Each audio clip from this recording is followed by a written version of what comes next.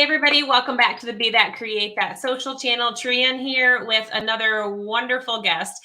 I think I have so much fun prior to these interviews that the interviews are just the icing on the cake for me. So I'm really excited to continue to bring you some of these wonderful interviews with women who are out there making a difference, making an impact, using some of their strengths and the passions and the things that they love to serve. And sometimes they've created a business out of it. And sometimes, it's just creating that leadership lifestyle, right? So it's about taking the things that you love to do and either creating a business or just getting more of that into your life. So without further ado, I'm going to go ahead and bring Judith George up here so y'all can meet her. Already so much fun with you this morning. No, it was good. I was like chatty, but I know. And yeah. I said to myself, I could probably talk to you all day, so I probably should get your interview started. Yeah, no, it's good. That's a good way to start. All right. So why don't you just go ahead and introduce yourself to our community, who you are, what you do, what you're passionate about, and a way that they can get to know you a little bit better. Okay. So I'm Judith George. I call myself the video content whisperer. I work with entrepreneurs, small businesses, creating content, even from their content. So it's for them it's really hard sometimes to keep putting content out there. So I work with them to find a way to get more content. And I work with speakers and coaches and just basically trying to up level their visibility online, which is important, and video's important. And my background actually was a dancer and choreographer. I was in New York for 30 years, and I feel like that helped me learn my editing skills, is because there's rhythm involved in it. And so I worked, and then I went into production. Then I worked for Martha Stewart for 8 years as a senior online video producer there. And then I was working on her daily show. So after that, I went out on my own. So I've been doing that for a while since her show ended, which I can't remember when. And the best way for people, do you want me to tell you how to get in contact with me, or a little bit? Absolutely. Yeah. Okay, so probably the best way, well, you could go to my website, but also on Instagram, Ms. MS Judith George. I just love to connect because I connect with a lot of people there. That's one way. And I sometimes put up my videos of tips and tricks for video. And yeah, and I'm always open to conversations about video. I love video editing and video. So you can always hit me up for a question. Yeah, I was actually saying to you prior to this, I was looking at some of the things on your personal page and I was like, man, she's funny. And some of your videos, I love how natural you are. So for someone who hasn't really gotten into video content, I know for me, what started me on video was I did a 21-day live challenge. Oh, that's good. Oh, it was complete nonsense. I mean, I talked about some of the strangest things, but it was getting myself comfortable with being in front of a camera, sometimes talking to myself. Yeah. No, you have to, yes, perfect. So what would you say would be, a trick to get started, or a tip maybe to help someone just get started with video content? So I would say, well, I think challenges are good to get, even do accountability with one person, a challenge. I think I'm going to do one with people, but I'm just waiting, probably in the fall.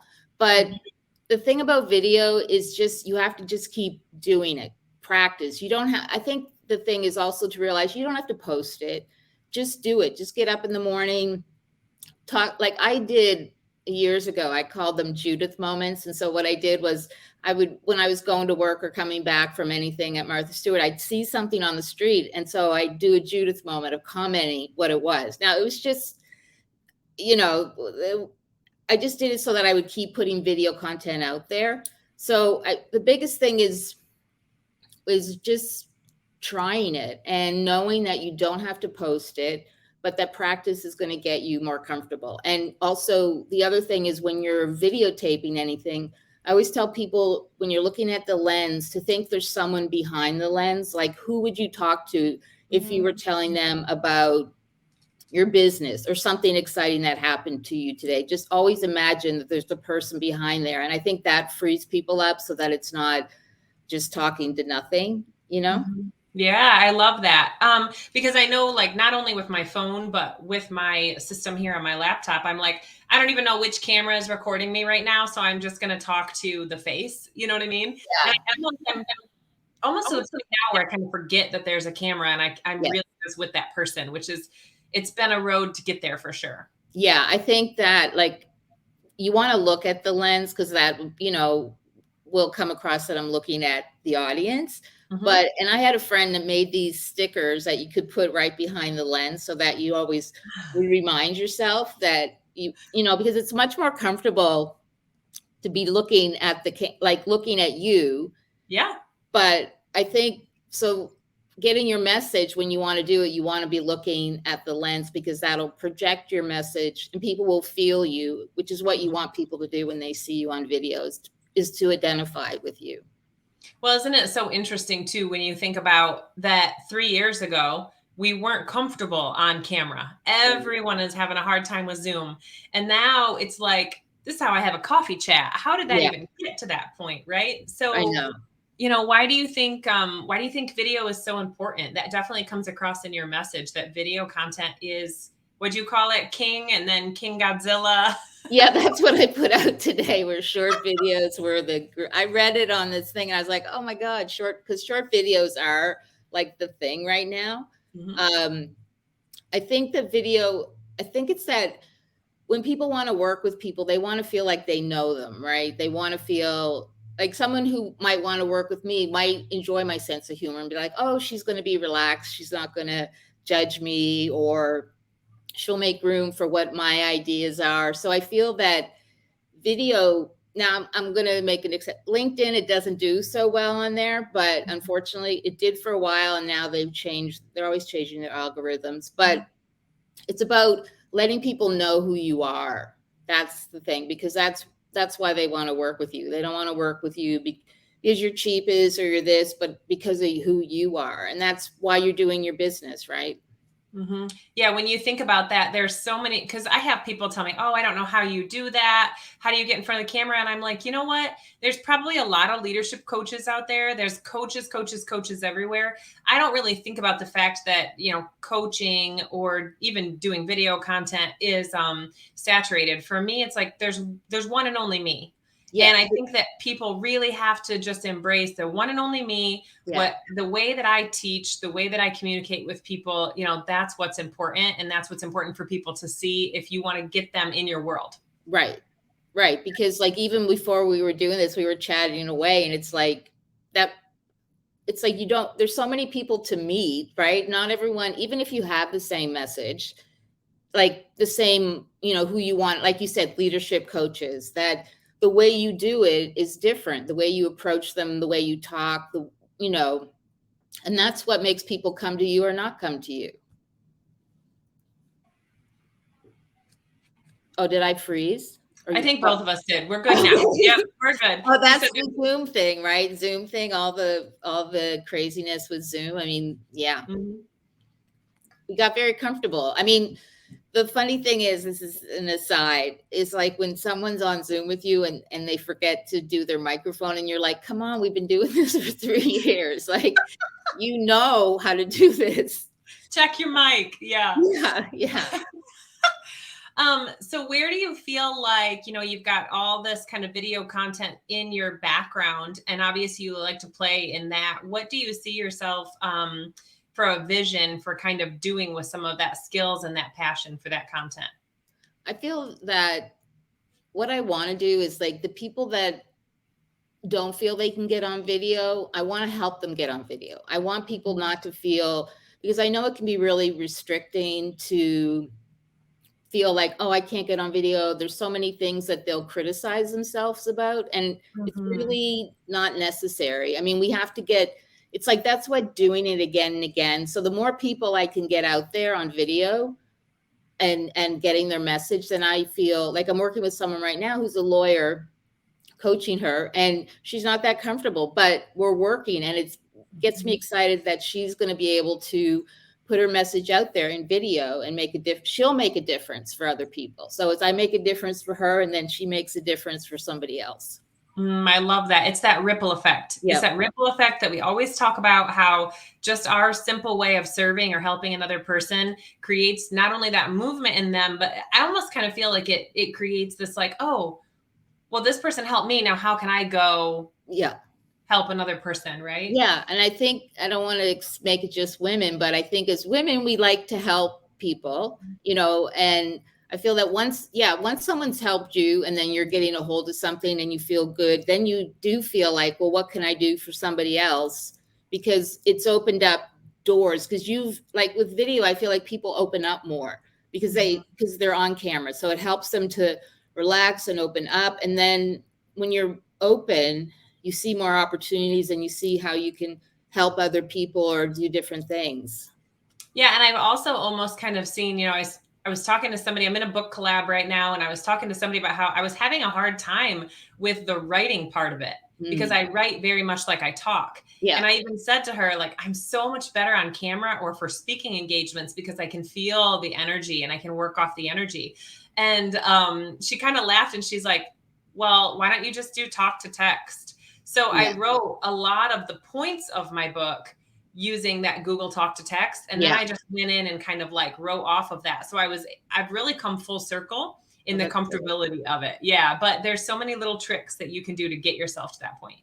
Yeah. I mean, you can, like for me, I always tell people don't do a script, because do your bullet points, because if you're doing a video, you're doing about something, you know, so it's like trusting yourself that it doesn't have to be this word, this word, this word, you know, your content, and to use that and to think about how would you want to tell someone about your service or about how to do something, right? Like, yeah, I was just going to say to you, you should just talk to the camera and by yourself, and then you could take that too, because then you're going to be in that place of, I don't know, giving. But I love that you did voice to text. That's smart. So the other thing that I noticed on a lot of your videos is you have a lot of captions. So why do you think that those captions are important, even though it's video? And what app do you use to do that? So captions are vital, I feel, because if someone's like, I'll be just going through videos and I don't have the sound. But if you see the words, you get it, or you also know you want to go to it. Because and also I always feel like people at work, when you have a free moment, right? You go and you're looking on your phone and so if the sound came up, you'd be mortified, but then you can read it, right? So it protects you. And sometimes I use CapCut. I also use Descript. I do that for a lot of the podcasts, but they do a whole captioning as well. Those are the two. I mean, there's so many, but I use those two right now. Yeah. So I talk to the community a lot about, and obviously you've been in production for a long time. You've worked for names that we know, right? You had to be successful working in New York City. That's crazy. Yeah. So I talk to the community a lot about a morning routine and why I think that that's important. But even if it's not a morning routine, what is something that you feel like is a non-negotiable for you that's really helped you be successful in your day? Yeah, I'm totally into journaling in the morning. That's like I have to do it. I'm very I get up, I'll make a little coffee, and then I'll sit with my journal and I'll just free form write. Or it's not even I don't know if I really I just write what's in my head, right? So I get it out there. I kind of can figure out what my plan is for the day, and it calms me down.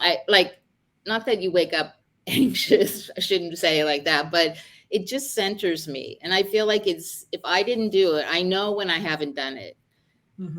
And I do meditate, but I'm not consistent with that. But when I do it, that's good. But my journaling that's a non-negotiable. And I feel like it really helps me. It grounds me. It gives me ideas, right? You're just writing stuff, and then you could have an idea that you want to use. Well, speaking of ideas, share with the group, something that you're creating or you're working on right now that you'd like to share with them. So right now I'm working on, and it will be out soon, a way to capture all your ideas. It's it's a little bit of a mind map, different thing. And I'm creating it so that you can take your main points of what are your pain points for your clients, and then find ways to create more from those. For one thing, you can have 9 things, but it's a way to like do some work and dig into it and find that you could have 20 videos, right, from one sitting that you could do. That's what I'm focusing on now, because I feel people also say, I don't know what to talk about, but they do. But it's like you have to put the pen to paper or the voice to Google Voice to that, and just get it out. And if, some ideas might not be great. Like I write a bunch of ideas, and then when I read it, I'm like, well, that's not really going to work. But it's out there, right? It's in my head. I got it out. So I'm working on a little freebie for that, which will be on my website in a couple. Well, when this comes out. Yeah. Yeah. And what's funny is when I think about that, like the things that pop into my head when I'm in the shower, like that's a whole nother conversation. But the things that pop into my head when I'm in the shower, and then 3-4 weeks from now, if that thing pops into my head again, or it's continued over that time period, I'm like, Trienne, that is obviously something that you need to take action on. Yeah, for sure. Because actually, I was doing this. I'm in Toastmasters. I was doing this talk, and one day I had this idea. I was like, "Oh, that's a great idea to do my speech." Couldn't remember it. Haven't remembered it since. So obviously, it wasn't. I talked about video in my thing, but it wasn't the thing to do because I couldn't even remember. But I agree. If it's in your head and you're thinking about it, then it's percolating. You have to go for it. Mm-hmm. Yeah, that's what I'd say. Awesome. Thank you so much for being a part of our group. I have loved having you on here. I just love being in your energy. You're so fun. Oh, thanks. I really appreciate it. This was so much fun. And I love talking about video and stuff and helping people get better, right? Because that's, I want to get better. You want to get, it's always that process. Right. And we will be seeing more from you, obviously, in our community as well. Yep. And thank you guys so much for being a part of this episode. We look forward to bringing these interviews to you because I have so much fun talking to them. It's a little selfish part of me. I enjoy talking to you guys. So thank you so much for joining us, and we'll see you next time. Bye-bye.